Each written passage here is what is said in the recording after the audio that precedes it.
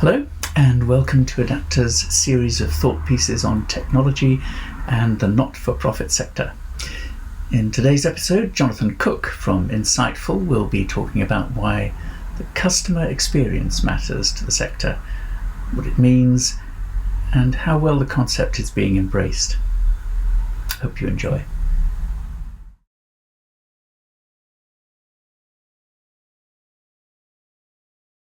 So the title of this talk is Why Does the Customer Experience Matter to the Not-for-Profit Sector, and how is this concept being embraced? Just thinking about the phrase customer experience usually sends shivers down the spines of charity staff and fundraisers everywhere. Firstly, we don't really have a clue what it means, let alone have any idea of how to actually create a customer experience.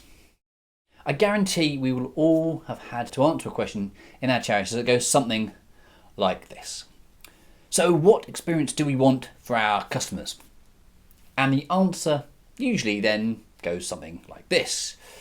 We want them to follow our charity online, register their details with us through our mailing list, donate to a cash appeal, then donate to another cash appeal, then set up a regular gift, then probably donate to another cash appeal, upgrade their regular gift, buy some other product we throw at them, let's go for raffle tickets, and then pledge to leave us a gift in their will. Sorted. That's a nice customer experience that satisfies us perfectly. It's nice and linear, and it will result, without fail, in the person leaving us a legacy. Additionally, it's almost entirely offline, which we know our supporters like. Yeah, right, because your supporters are the only demographic in the whole of the UK population of 68 million people who prefer online communication. A customer experience is just that. It's the experience the customer has with you, not the experience you necessarily want the customers to have. Take a supermarket. There is logic behind the design of a supermarket's aisles, even if it does look totally bonkers. Firstly, there's the fruit and veg section, then the dairy, the meats, bread, cereals, frozen, and finally onto the drinks and booze. This order is the customer experience the supermarket wants you to go on. But most importantly, they give the customer the choice not to follow that route. You can, of course, turn left straight away when you enter and miss out the fruit and veg entirely. The supermarket allows you to do that. You can, first of all, grab a coffee and browse later, or you can grab a coffee at the end if you so wish. It's completely up to you. In fact, the one shop that almost prescribes the journey the customer has to go on around the store is IKEA. And we all know how annoying IKEA is if you just want to buy some batteries or a cushion. Even to show that IKEA understands that their customers might want a different experience to the one they hope for, their signage now shows that it'll cut through shortcuts between departments. They didn't do that 15 years ago, but my word, thank goodness they did, eh?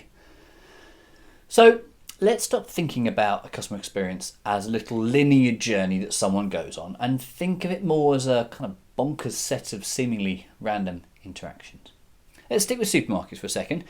If you looked at 5 different customer shopping trolleys, you might think that it isn't possible to offer a customer experience because those 5 people's shopping choices may seem completely random. But scale it up and look at 9 million shoppers' behaviour tracked through something like the Clubcard app, and suddenly you'll be able to see patterns clearly emerging. There will be a group of people over here who just eat quick cook ready meal style foods, and there'll be a group over here who buy a lot of magazines. There'll be a group who save up all their Clubcard points and spend them at a specific point in the year, whilst another group will convert all of their Clubcard points to air miles, for example. The trick is to understand that each of these different people is having a different customer experience, and Tesco allows and supports them to have their own unique experience. So what does or can this look like in the charity sector? So I want to start by posing you this question. What type of person visits your charity's website?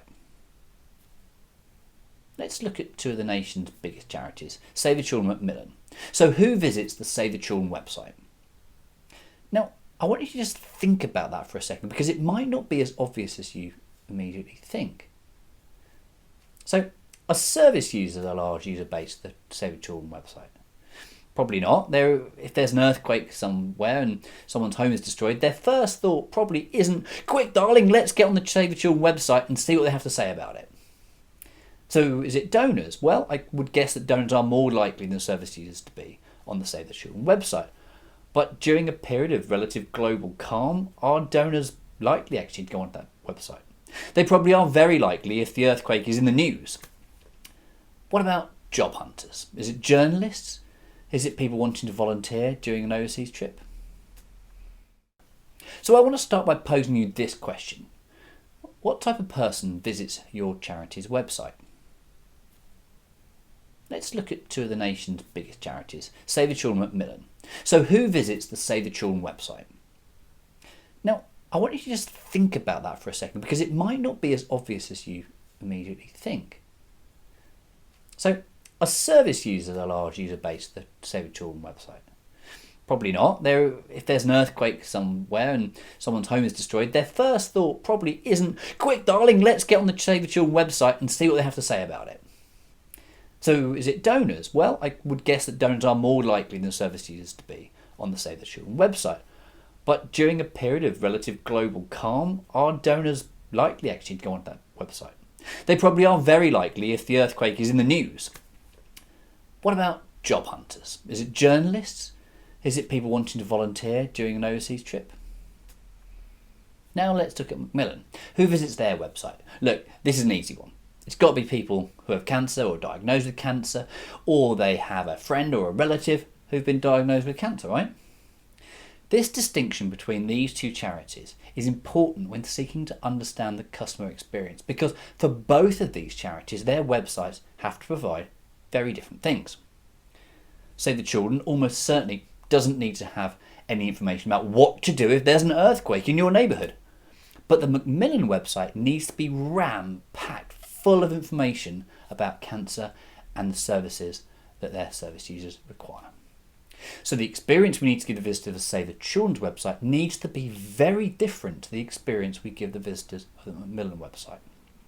The different customer experience Save the Children and Macmillan's customers' experience matters because their customers are there for completely different reasons. There's no point ramming "Give us now" or "Take part in our extreme mountain climb" all over the homepage of Macmillan's website because the majority of people who visit will be thinking, no thank you, I've just been diagnosed with blooming cancer.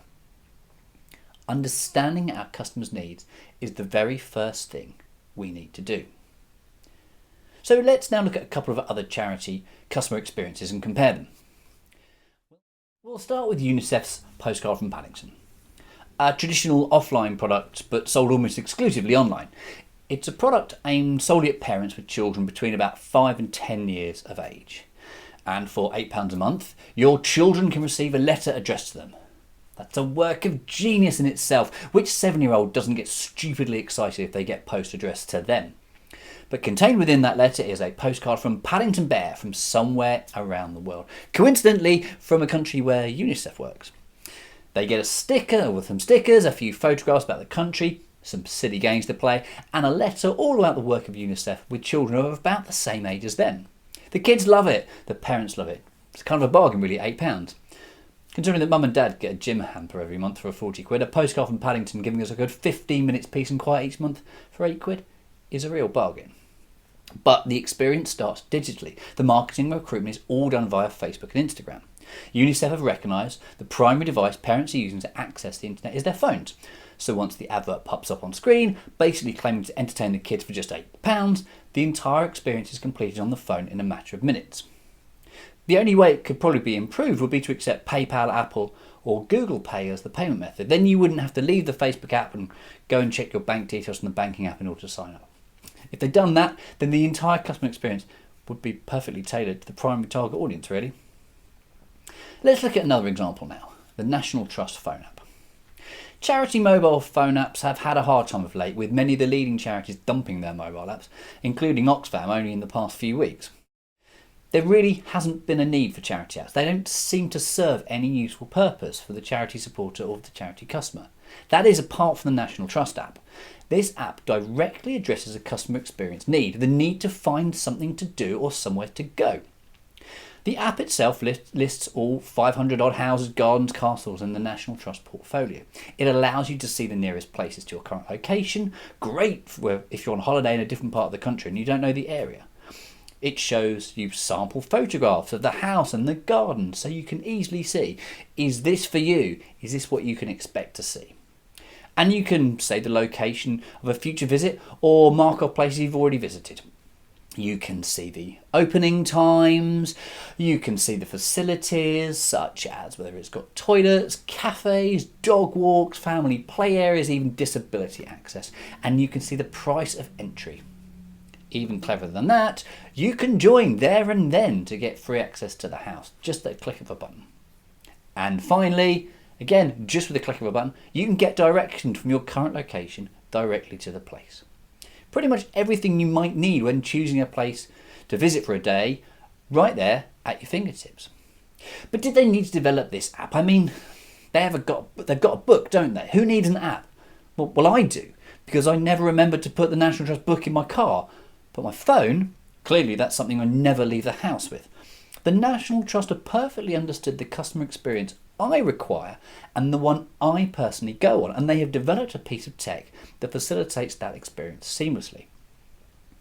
They've understood that I don't need to know everything, nor do I need to explore every part of the app. I'm unlikely to need to know about the disability access, but I do want to know about the kids' play area and whether it has a proper sit-down place to eat or if it's just a coffee shack. Where could they take the app though? Well, I think they could gamify it a bit. Why not show me a running total of the number of properties I've visited? Give me a totalizer and reward me for every, 10 or 20 properties visited. Maybe give me a free coffee or something if I do. Why not allow me to check in through the app? They'd then know the exact time I walked through the door of the castle and they could alert me to things happening during the day. The falconry kicks off in 10 minutes, just a short walk from your current location. Imagine that. Why not even add in a NFC element to allow me to earn points when I buy lunch or a coffee or something in the shop? Club cardify it. Just think of the supporter and donor insight they could get if they knew all about their customers' visits and purchase behaviour in this detail. How would that change the customer experience moving forward? They could know that I like castles more than gardens and then email details about other local castles I haven't yet visited. They could probably understand that I have children based on the fact I buy the lunch in a box for £5 often, and then email me about places with children's activities. The customer experience I want tailored to me and all driven through a mobile phone app. So let's look to the future and think about where the customer experience could be embraced more in the sector. What's next? Well, with the rise of the mobile phone, we have the ability to know where we, and technically everybody or everything, is at all times. So what if, say, the supporters of an air ambulance charity could be informed each and every time the air ambulance that they support saves someone in the local area? I mean, what if they got a text message saying, "We've just rescued a small boy who has run over at the end of your road"? How close would that make you, the donor, feel to the charity? Your donation saved the life of somebody literally right at the end of your street.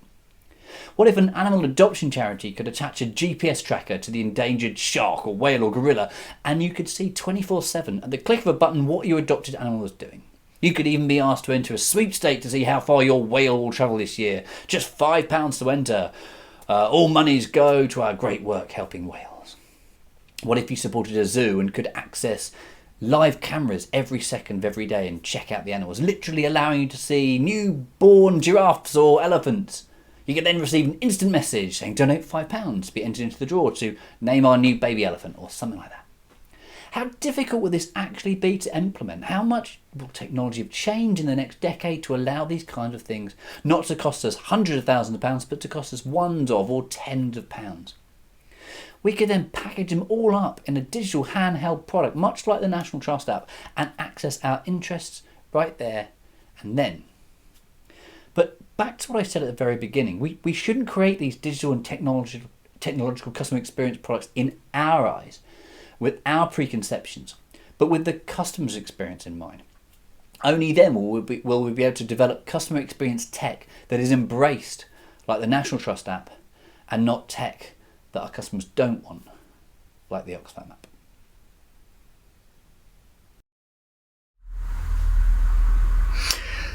Well, I hope you enjoyed that, and we look forward to seeing you again next time when we'll have more insight into the future.